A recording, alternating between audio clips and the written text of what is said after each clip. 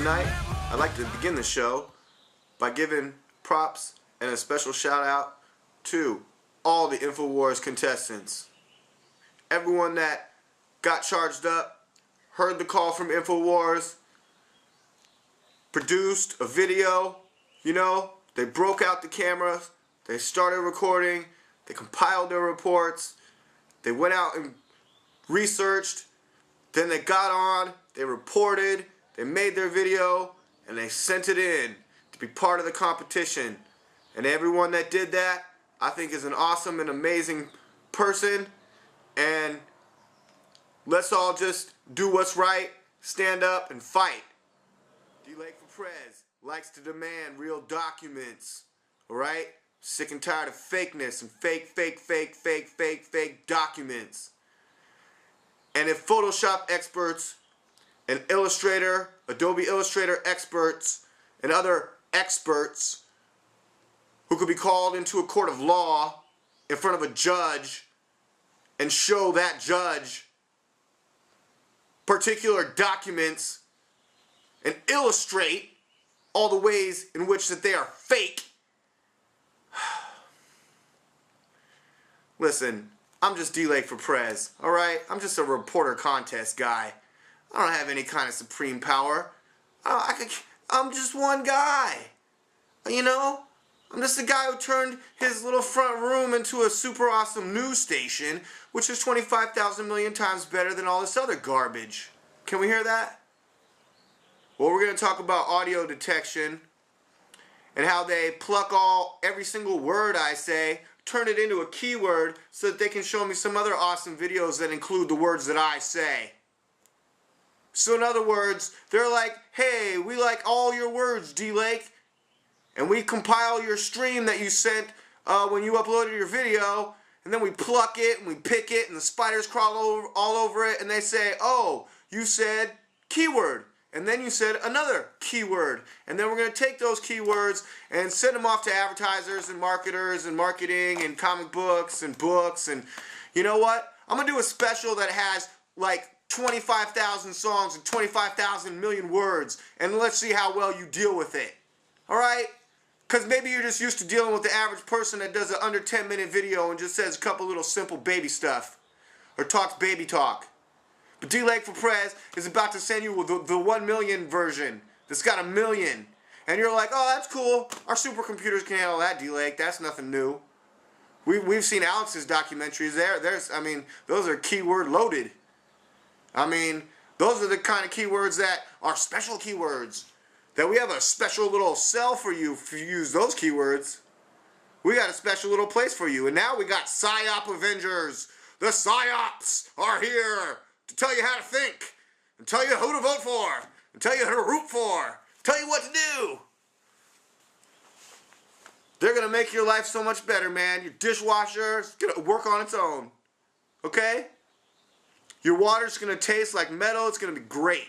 You'll never have to dig a hole because we got people hired to dig holes. And then you don't want to fall and trip in that hole, so we got a whole other people hired to come in and fill in the holes. So don't worry about that. Maybe you might be lucky enough to get a government contract like Mitt Romney with the Olympics. And watch his video where he's telling you all the millions and millions of dollars that he made and how it's so easy to rip off the government and make millions of dollars. And then take those millions of dollars, invest in companies, go into a company, wreck it, build it back up, double it, triple it, and then put all the money into Cayman Islands. Then you're a billionaire running for president. And I'm here in San Diego, California, everybody. Yeah, you know who's got a house down in La Jolla? Right next to Pacific Beach where Jason Russell likes to masturbate? Yeah, up there in La Jolla where he gets his hair cut and lives in a big fancy house with him and his family. Which is nice and agreeable. Hey, man, that's cool. But as soon as you decide to run for president, Mitt Romney, all that comes under scrutiny at DL4P. Alright? Because I'd make a way better president than you. And I appreciate you get your hair cut in La Jolla and support local businesses there in San Diego. And got your big fancy house there right on the beach, right on the coastline. So you can get a nice view of the waves and wake up to wave sounds. You sound like a really cool, calm, relaxed individual, Mitt Romney. And you can sit out there and read some books in French, probably. And it's kind of like you're living in France. Our sunlight is very similar. Ask Monet. All right? Ask those plein air painters there. All right? Or why don't we go talk to Robert Rauschenberg about taking media and mixing it up and combining the media? It's called mixed media. And if I start talking about artists, I'll tell you what. I'll look around this room and grab you a book. Art since 1945. All right, I got them laying all around here. I got everything sprawled around here in my super awesome news station, which is a million times better than a whole bunch of people I can name. Name someone. I'll tell you how I'm better than them. I'll be like, what was their last report? And I'll be like, go check out my last report. And then you'll be like, I'm starting to see the difference. Do you like? You're pretty good. Yeah, thanks. You think? You're starting to think about it?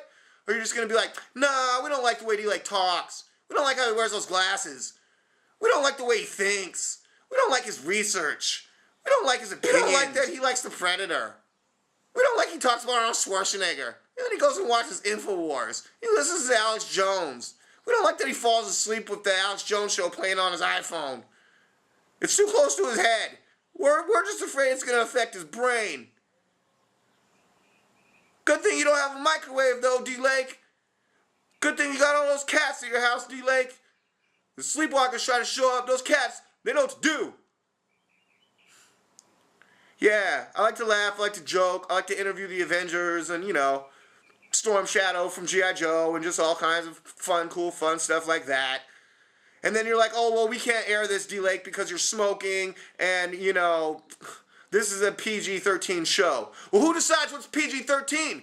Some unelected people at the MPAA? And they write those stupid things at the beginning? I'll tell you what, when I see graphic sci-fi violence and maybe some nudity, I get really excited. I'm ready to watch that movie. But here's an interesting word, pulverize. Let's go look up the definition. At thefreedictionary.com, pulverize. Pulverize Means one, to pound, crush, or grind to a powder or dust. It even rhymes. Number two, to demolish. So pulverizing something is demolishing something down to a fine powder or dust. Bugs Bunny likes to say pulverize. When was the last time you heard that word pulverized? Maybe it was on 9/11 when those towers and another tower, Building 7, were all pulverized. They all fell into their own footprint and there was molten lava down there like it was the sun.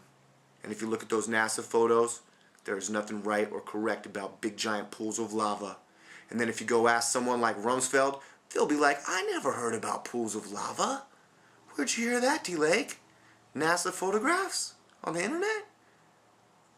I've never heard that. He could have been like, hey Luke Rudowski, maybe you could just, I'm sure you've got a printout of what I wrote right there, all highlighted in your bag, in your news bag. Maybe I could take a look at that to refresh my memory and try to give you a straight answer, but sorry, Luke Rudowski. Me and Rumsfeld, we got lunch. Then we're meeting up with Barry for some golf.